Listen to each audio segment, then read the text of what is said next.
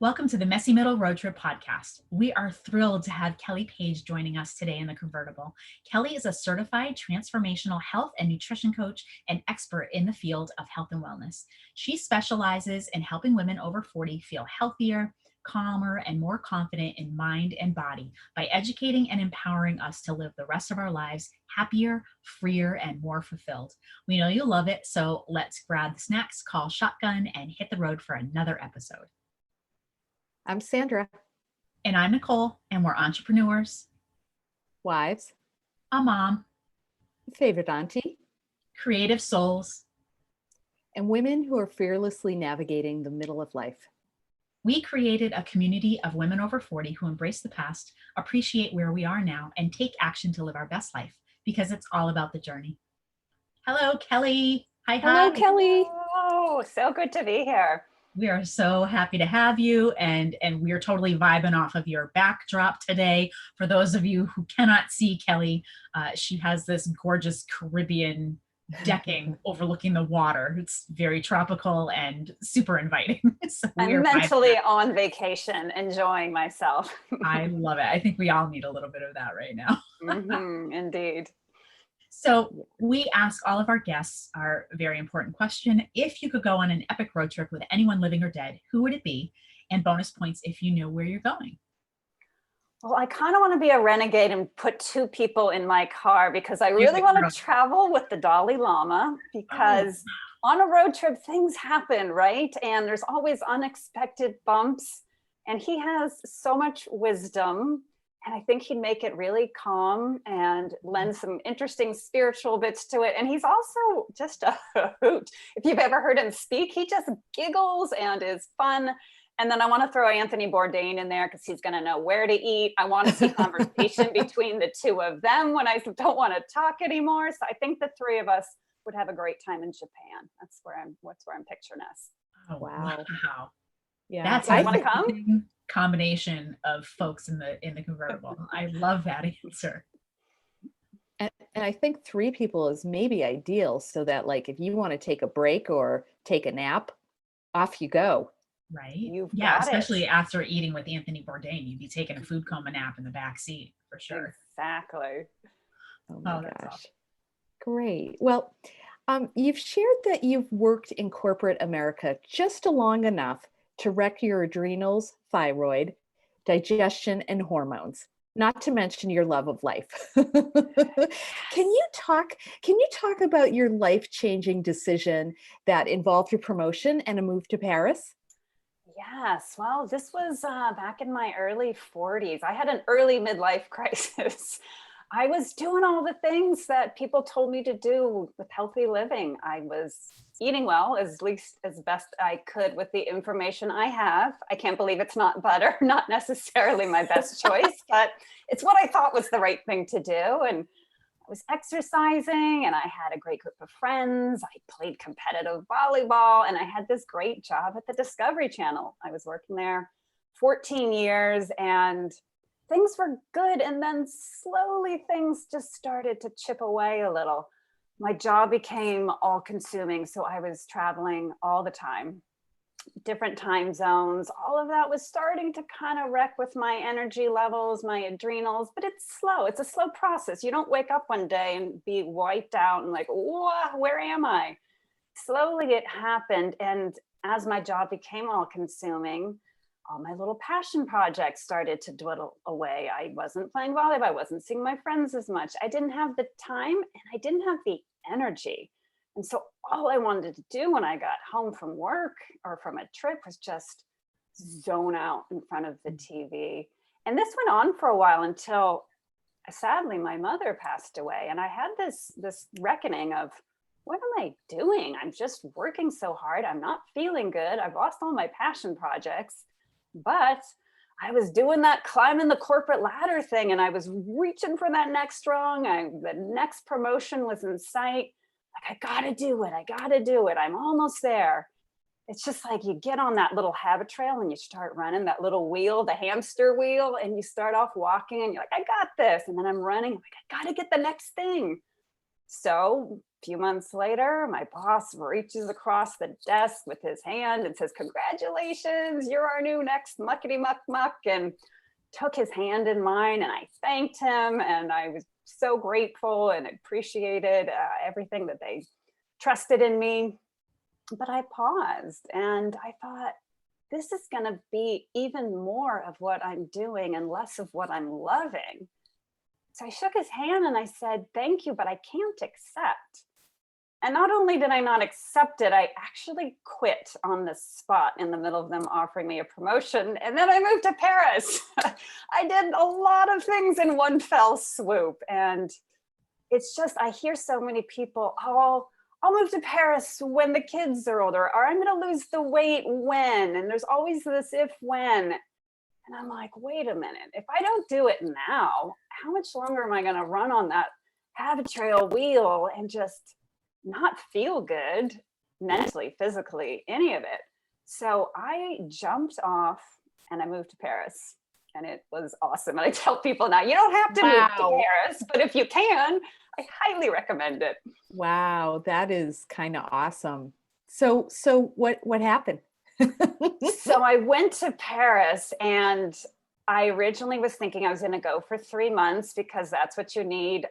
You don't need a visa under 3 months. The end of the 3 months, I thought, oh gosh, this was during the BlackBerry days. I'm just getting my BlackBerry detached from my hand, and I'm just finding my breath again. Because man, you watch the French live, ooh, it's a little different than they do here in the States. Watch them eat a meal. Like it's hours and hours long. There's no other destination. We have like these check boxes, or I had check boxes. You got to do this, you got to do that, and then we're going to do this, and we're going to do that. The French just enjoy the moment. And that's what really helped me tap back in. So at the end of the 3 months, I said, oh, no, that wasn't long enough. So then I got a visa and I went for an entire next year, and I just really tapped back into my passions. It was this whole reboot, reset that we often don't take in life, right? We get on the wheel and we just start running until something knocks us off, until our health or something happens. And then you're like, why didn't I do that sooner? So I came back and I knew I wasn't going to do corporate America again. So I found a way to practice what I preach, and I went to nutrition school. I became a meditation teacher. I learned about food, mind, body balance, and healed myself. And then I said, I can't hoard this information. This is too good. And so I'm sharing it now with my health coaching practice, and I write about it. I talk about it so everyone can feel this good without having to move to Paris.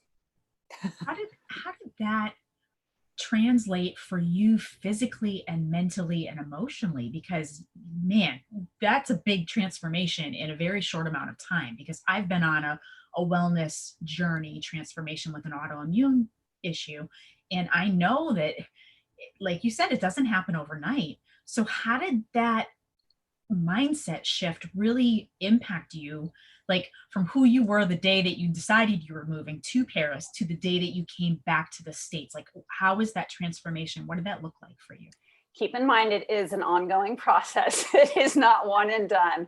But the mindset piece was the last piece, because I was always taught, well, you just need to eat right and exercise. And so I'm like, oh, I'm obviously just not eating the right thing. So I spent a lot of time on the food piece, a lot of time on exercise. I was always an athlete. So I'm like, I assume I just need to work harder. So in Paris, I did a marathon because, I just need to work harder. And if I'm going to eat all the croissants and the fabulous food. So I really focused on that food body piece for the majority of the time. And that got me to a certain place that was good. I was like, no, there's just still something lingering. And I pushed the mindset piece. I'm like, no, I'm good. I don't want to get in there.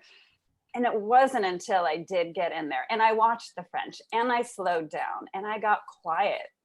I hadn't gotten quiet in a really long time. I was doing all the things of checking all the boxes, and I just assume I need to do the next thing to feel fulfilled. I assume fulfillment was productivity, was accomplishing things. And for me, it was stop, listen. And so that piece came, is still coming along the years. And that I feel like is the most important piece. But a lot of people don't want to go there right away. And I get it. I didn't want to go there either. I didn't want to see what was under this. Why am I making these choices? What do I think it's going to bring me? So the mindset piece, the hardest, but I say most impactful piece there is, and something we always have to work on. I think that is also the other misnomer. We think we learn something once and we're done. And it's just, we're constantly evolving. We should give ourselves some credit. We're evolving. And so we need to evolve with what's happening. I mean, look at this year. I mean, who was ready for this? So right. I say this is our own little Paris reset. I know Paris and COVID should not be compared, but when do we take the time to do the reset and to get quiet and say, what's really important to me right now? There's been a lot of things that are not happening, but what do I want to bring back in? Things will go back to a better level. So in 2021, what do I want that to look like? And hopefully we're using this time to get quiet, get real, and understand what it is we want to bring back into our lives. Yeah. That's beautifully said. Yeah. You know, I feel like a few years back, I started to notice myself get a little bit quieter. And I don't know that my friends or family would describe me as quiet. And so when I started to feeling like I wanted to be home more, wanted to do a little less socializing, wanting to read and just be quiet, I worried that something was happening that I wasn't going to like. But then I started to get used to it, and I started to really enjoy having more time for myself to just kind of quiet down. And then if we fast forward to COVID, that was another opportunity to really take some time to reflect and to look at things differently, because we had no other choice. You know, for some people, they were still working through COVID, but then there were some of us, like myself, who stopped working for at least 3 months. And that was really unusual. I can't even imagine. I don't remember the last time I wasn't working for that long. So to have that opportunity to really restart is a gift, right? It is an opportunity. Yeah. So I appreciate everything that you're saying. Well, it's great. And that's great that you took the time to really use it to get quiet, because a lot of people have been fighting it. They've been fighting what is, and hopefully they got to the point where like, whoa, this isn't helping. This is making me feel worse. What can I do? What can I get from this? What can I learn? What hobby can I take up? And granted, we may not have been there March 17th, but slowly, hopefully. And that's how everything is. It's all a gradual process. And once we can kind of shine a light on something that it's not feeling great, that's when you can make the change. You know, I know that you do a lot of work with women, and you know, talking with them about making change in their life. And you know, Nicole and I have actually been talking with a lot of guests lately about perimenopause and what a challenging time that can be for many women. And I imagine that some of the women that you work with are going through that and use that, you know, as a place to look to for not feeling well. I'm I'm wondering if you can talk a little bit about some of those women that you work with and how it may be difficult for us to you know, take ownership of some of the symptoms that we're feeling and going through, and then ways in which we can, you know, reset our bodies naturally. Yeah, this has been such an interesting time because women have been struggling with perimenopause for a while, but for a lot of different reasons. And one of the things is that women do it all right? We juggle all the balls. We work, we might take care of children or aging parents or loved ones. And at the bottom of the list is us, is our health. And we have this, we're always feeling guilty for not doing enough in one of these areas. I'm not taking care of this. I'm not spending enough time working. I'm not spending enough time with my partner, my child, my parent. And then you're like, oh, but I really need to take care of myself. But there's this feeling of guilt or even selfishness. Like, I can't take time. I can't spend an hour or two exercising or meditating or picking out good food, because look at all these other things. That stuff just isn't as important. And also, I think when it comes to perimenopause, it is what it is. I'm getting older and things are just going to happen. And yeah, and they saw their parents probably struggle, their mothers struggle with menopause and just the whole aging process, right? And I think there's just been this bad education of you get older and things slow down and your life gets smaller and you're going to sit on your lazy boy and want Netflix the rest of your life. That's just it. So there's a lot going on right there. Yes, things happen to us as we get older and as we go through perimenopause. But the good news is there's lots of things that we can do. And sadly, doctors, they see 15 people per hour. They don't have time to talk about your mindset. They don't have time to say, tell me what you're eating and what's going on in your head and how's your mindset. They don't have time for that. So where do we get this information? You really have to seek it. You really have to say, wow, I'm having some trouble. I wonder if anyone else is. I wonder if there's a way to do better. So that's what I try to educate people are. Where you are is great and it's perfect, but we can optimize it. We can make it better. I'm not saying we're going to make you into a 14-year-old. I don't think anyone wants to go back to that age. We can keep the wisdom we have, but we can feel better in our bodies with some simple tweaks, with some lifestyle changes. It doesn't have to be horrible. In fact, its time can be really great because we have this wisdom right now, which is amazing. Like we don't care as much what people think about us, but I mean, we care a certain amount. I mean, we don't need to look like J-Lo, but a certain amount. We want to have pride and feel good in our bodies and in our minds. And this show ain't over yet. We have a lot of years left. We're living so much longer now. And why wouldn't you want to live that as best you can and move to Paris at some point? COVID will be over at some point. And I just don't want to see people throwing in the towel and just saying, yeah, well, what am I going to do? You can do things. Yeah, we can. Absolutely.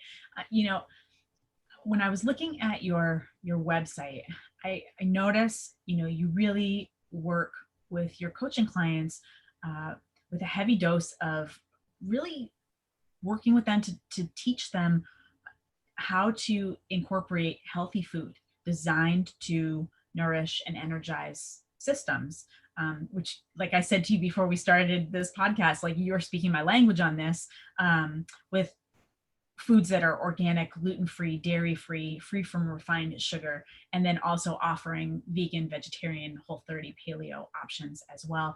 Can you share your perspective as to why you recommend that way of eating and whether those choices are best for our bodies, especially in midlife?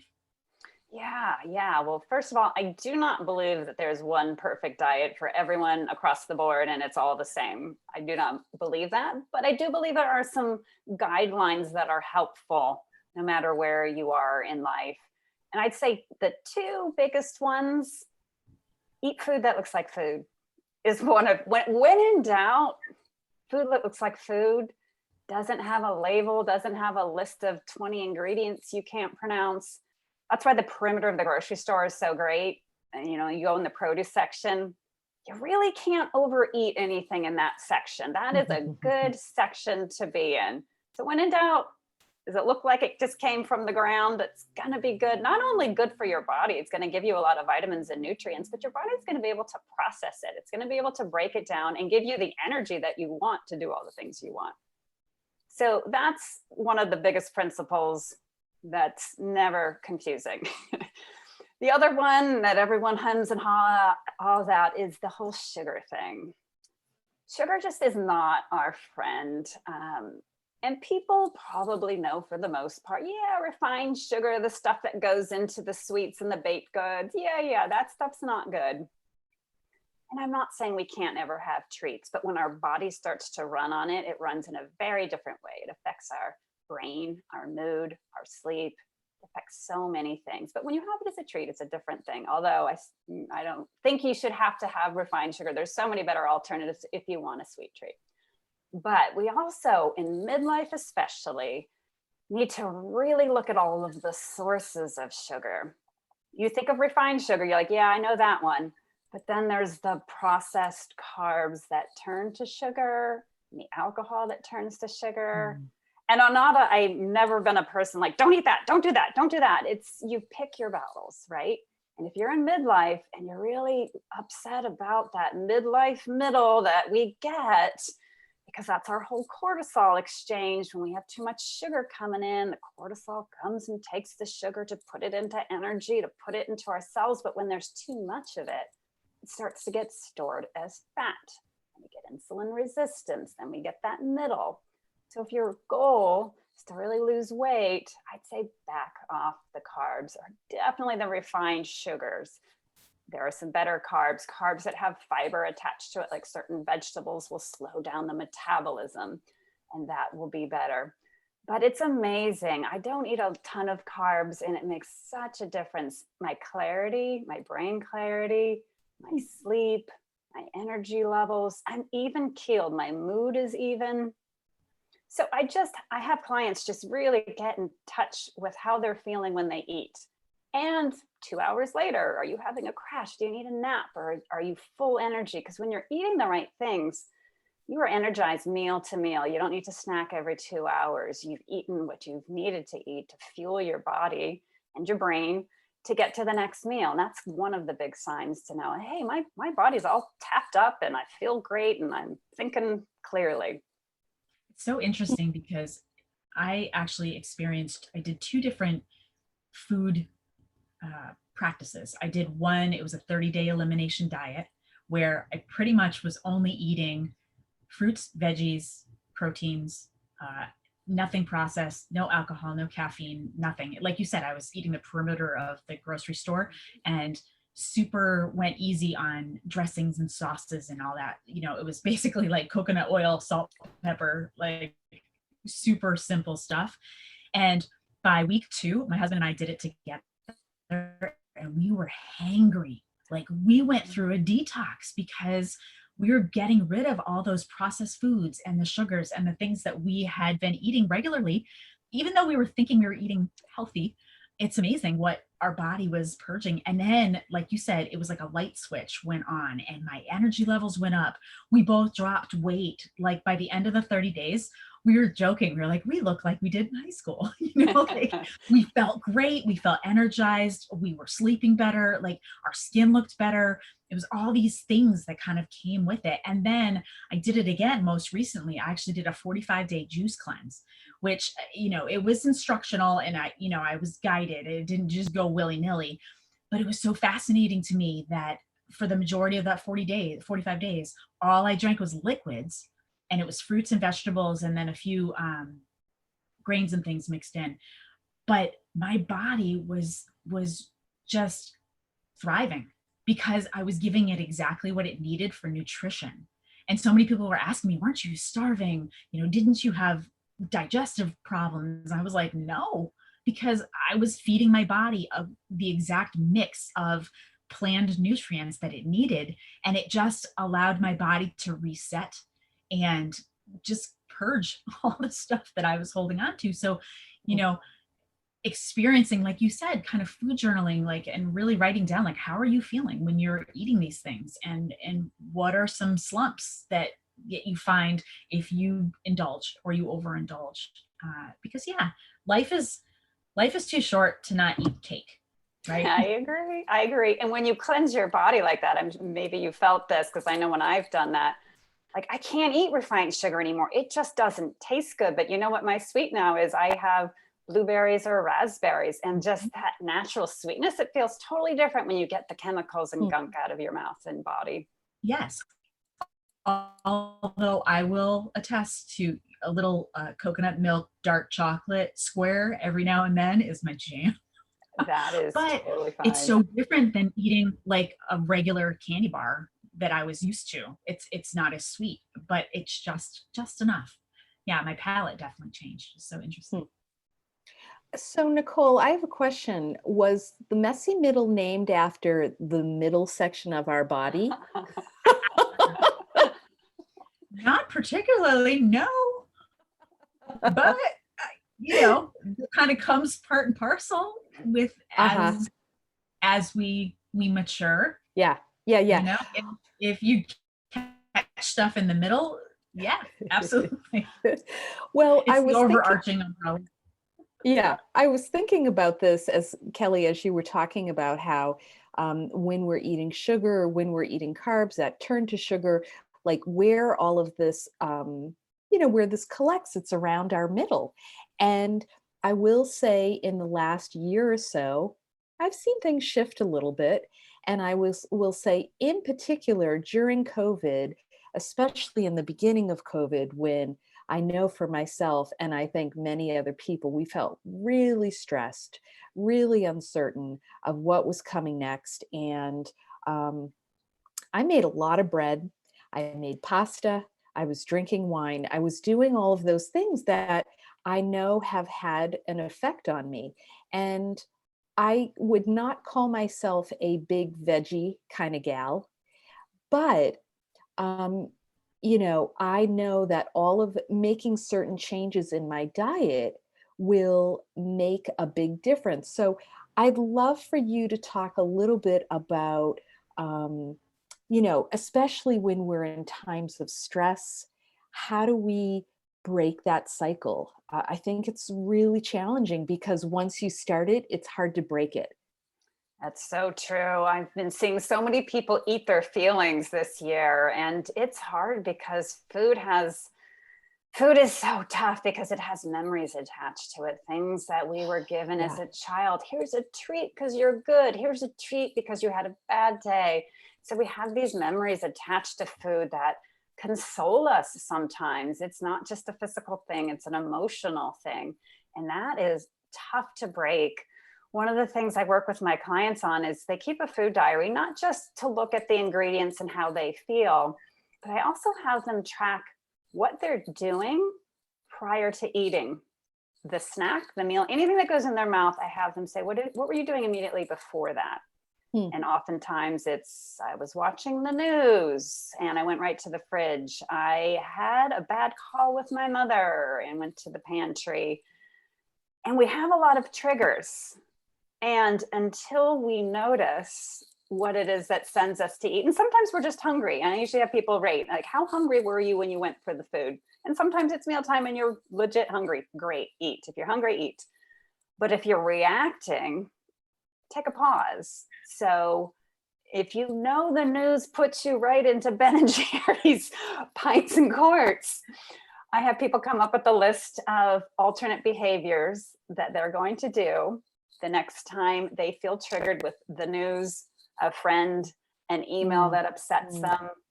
It could be things like, okay, I'm going to go take a walk. I'm going to call a friend. I'm going to have a spontaneous dance party in my kitchen. Come up with some alternate behaviors. You do that for, it can be 2 minutes, it can be 10 minutes. And the crazy thing is, usually these feelings that we have, these cravings, they last 90 seconds. So if you can find something else to do for 90 seconds and then see how you feel afterwards. Sometimes just drink water. Sometimes it's dehydration. Drink a glass of water. And then at the end of whatever it is, you're still really hungry, go get something, but usually it passes. So it's just an opportunity to be mindful of what is it? Is there something driving me? And then you're like, oh, of course, I just read the news. Of course, I'm wanting a salty snack or whatever it is. And then the other thing is really important is remembering your why. If you want to lose weight, why do you want to lose weight? If you're feeling scattered in your head, why do you want more clarity in your life? Is there a child you want to be accountable to? Is there a partner you want to be present for? Is there just more clarity you want because you want to kick butt at your job and teach people and whatever it is? Remember that. And, maybe you put a sticky note with that on your freezer or whatever item it is that you grab for, put a picture of your kid or your spouse or whomever, that you're like, oh yeah, I'm doing this for them. Because we get these entrained tracks in our brain like must have Ben and Jerry's for happiness. And it's just these automatic patterns. So if we can break these patterns and just notice, oh yeah, I'm doing this because of that, but I'm trying to do some good in the world. So I don't want that. I want to be clear. I want to get this stuff done. So I'm going to go take a walk. So shifting the focus, I find, can be very helpful during these times. Yeah, It's I funny. love that.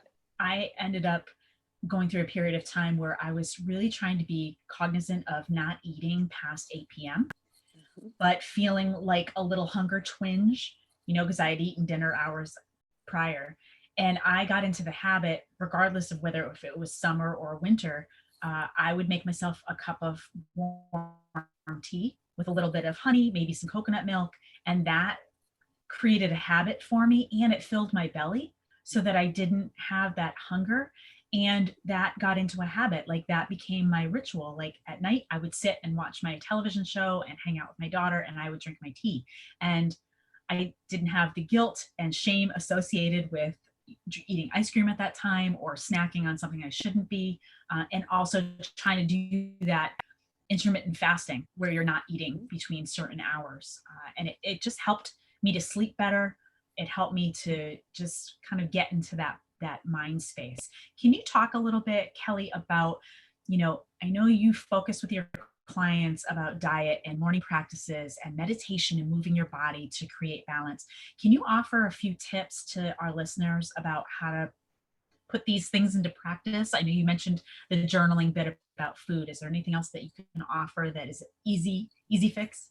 Yeah. No, I love what you said about routine, because it's all about setting up routines. And sometimes we just get stuck in these routines that don't serve us anymore, like chocolate after every meal, like it's just your habit. But what can you create?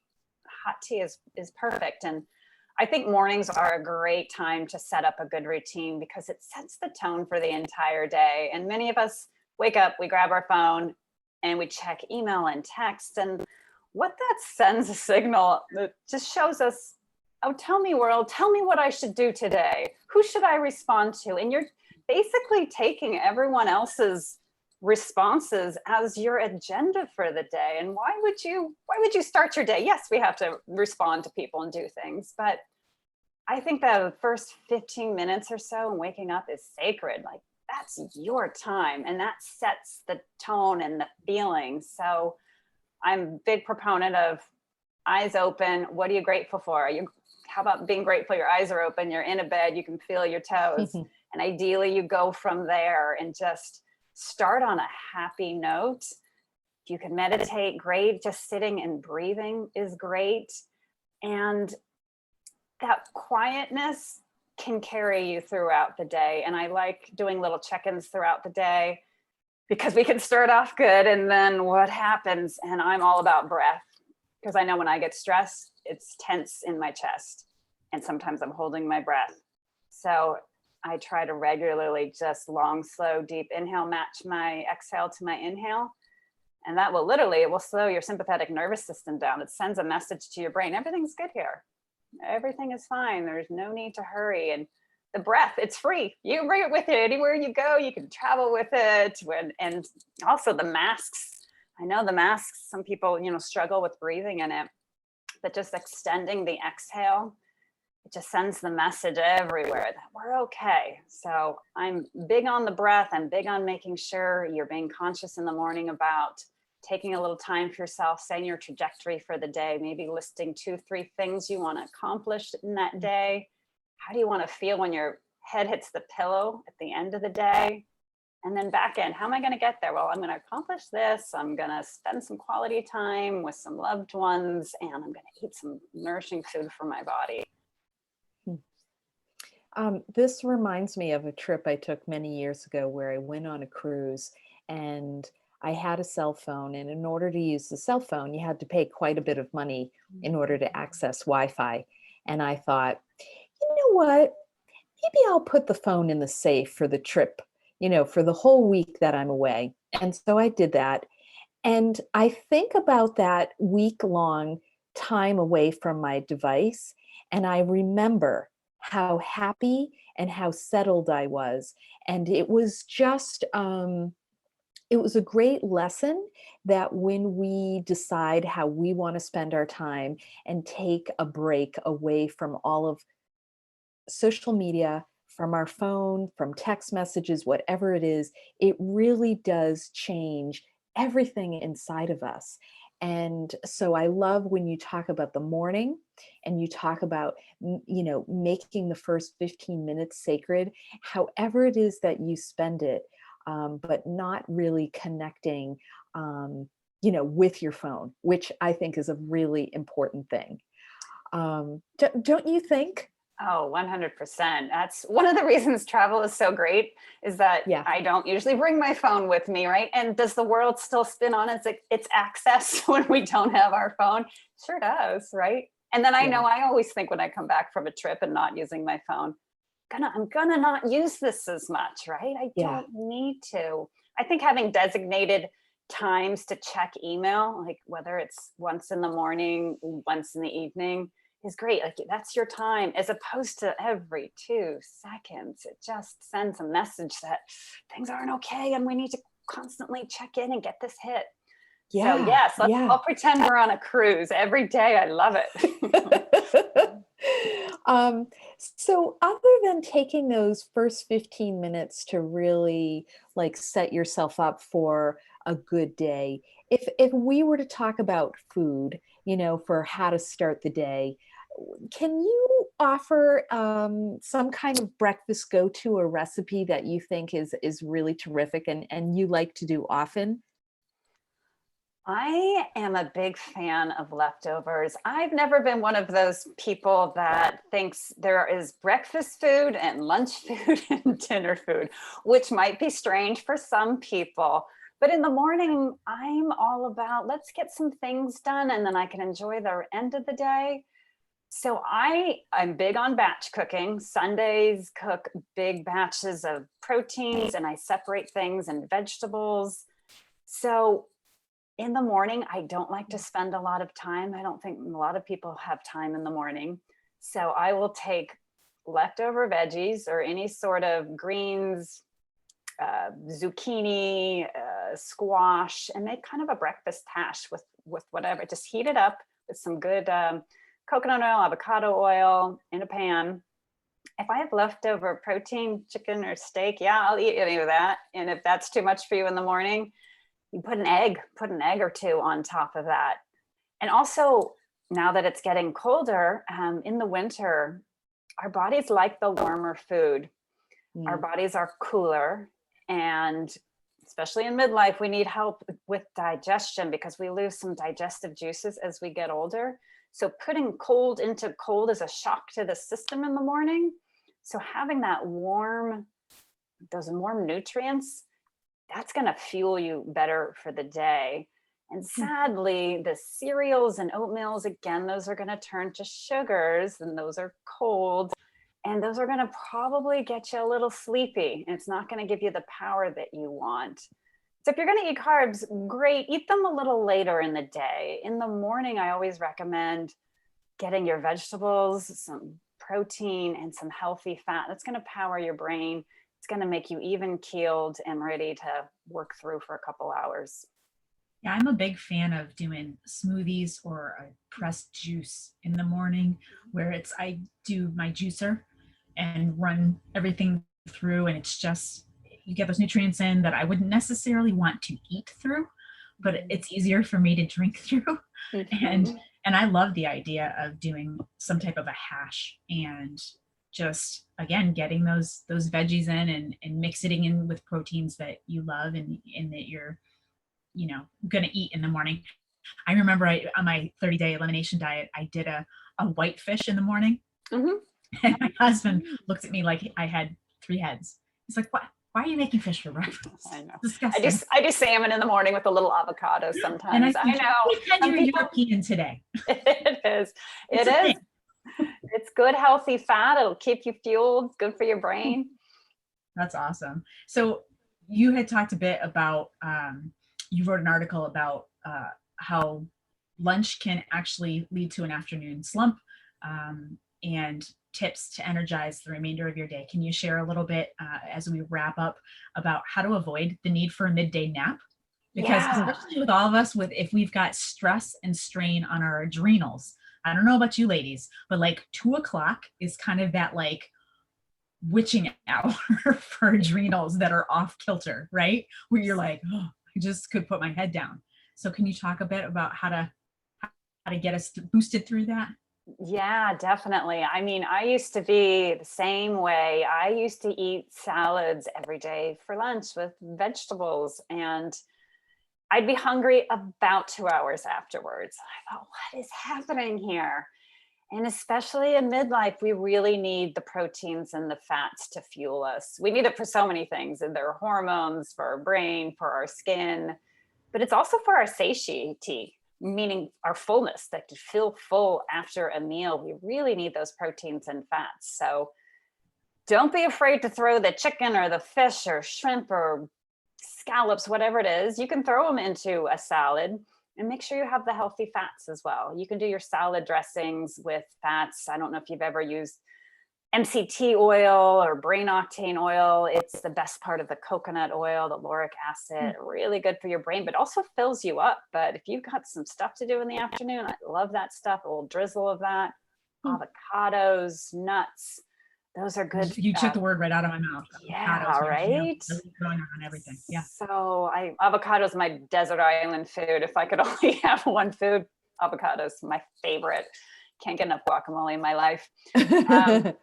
So we definitely want to look at the balance of the fat, the fiber, and the protein, and making sure we have enough of that. I know I just wasn't eating enough protein, and I was constantly hungry, constantly snacking. So make sure you eat enough food. I think the fear is, I'm going to eat too much and I'm going to gain too much weight. Well, the problem is you're going to keep yourself in this endless hunger loop if you don't fill your body, if you don't give it the nutrients. You don't want to starve your body. And the other thing is, as I mentioned, our digestion slows down as we get older. We lose some of those enzymes. So if you're having a hard time with digestion, and I know I had digestive issues for so long, just gassy and bloated after any sort of meal, I found taking enzymes to be helpful because it just helps break down your food. You could be eating really nutritious food, but if your body can't break it down, you can't use it. So it becomes a waste. And apple cider vinegar is also a nice little hack. You could have some of that in warm water before a meal, kind of helps you digest. But another thing goes back to that mindset of just eating in some stillness. How often have we multitasked? Are we multitasking? We're constantly multitasking, but that creates stress. When we're stressed, we actually reduce our digestive enzymes again. It's the whole fight or flight. When we are in fight or flight and think we're running from a bear, our digestion shuts down, because you don't need your digestion if you're running from a bear, but we're usually just running from emails. So when we sit down, let's go back to the breath, take a couple long, slow, deep breaths before we eat. Put your fork down between each bite and chew. Chewing is also a signal to the digestive system. Create the enzymes. I got food coming down for you. And then that helps you just fuel it, and just to be grateful to have the food, to eat it. And all of that it's going to fuel you inside and out. I think it would be important to make sure that we're not standing at the counter wolfing down our food. Or I know that I was guilty at my corporate jobs where I would sit in front of my computer at my desk and I would be eating and working at the same time. And it was just not conducive to what you said, building that environment where we are relaxed and able to chew and digest properly. And I would think that taking that break, especially if you have a lunchroom or you have somebody where you can actually dine with, is also huge. That camaraderie where you can have conversation and laughter and community and break bread with others. That's important, where you're not just holed up in your cubicle at work and not seeing anyone, and really making it a pleasant experience so that you're not just rushing through lunch to get back to the spreadsheets. So true, 100%. One of the things that I really noticed during COVID was that I can be impatient, and that has to do with eating and drinking and how quickly I like to move through that process. But the other thing that happened during COVID that we talked about earlier is really slowing down and being more mindful and perhaps being more grateful. And what I appreciate about that is now when I'm busy, I can think back to those couple of months and how I really had the time to take a step back, be quiet, be thoughtful, and really just bring that into every aspect of living. So I appreciate you talking about that because I think it is an important way of being healthy in our bodies and our minds. So, Kelly, if people want to be in touch with you and learn more about your coaching programs, what is the best way for them to be in touch? Yes, my website is tastingpage.com. Tasting, TASTING, Tasting Page. It's a healthy taste of food and wellness. And you'll see a pop-up right when you come on the Stress Buster booklet. And it's got easy 3-ingredient, stress-free recipes, as well as ways to de-stress the body. So you can grab that and get to work. Great, great. And what about social media? Can they find you there as well? Tasting Page on Facebook, Instagram, Pinterest, lots of recipes. So I'm Tasting Page across the board. Good, good. Thank you. Fantastic. And we will certainly make sure to put that information on our show notes so that people can find you easily. Kelly, thank you so much for taking time out of your day today to be with us and sharing all this fantastic information. It was terrific content, and I'm super excited to check out your recipes. I will be reporting back as to my success with those, and getting a thumbs up from the family, because I'm always looking to get out of ruts and to just find things that are tasty and super easy to cook. So I appreciate everything that you brought to the Messy Middle road trip today. And thanks again, Kelly, for being with us. Thanks for having me. It's great to be here. We hope you enjoyed this episode of the Messy Middle Road Trip podcast and feel empowered to invest in your body with the goal of gaining better health, energy, and focus. If you want to keep the conversation going, visit us on Facebook, Instagram, YouTube, or messymiddleroadtrip.com. And if you like what we're doing, please consider subscribing to the podcast and leaving us a rating and review so we can reach more amazing midlifers. We're looking forward to our next road trip with you. Until then, thanks for riding shotgun.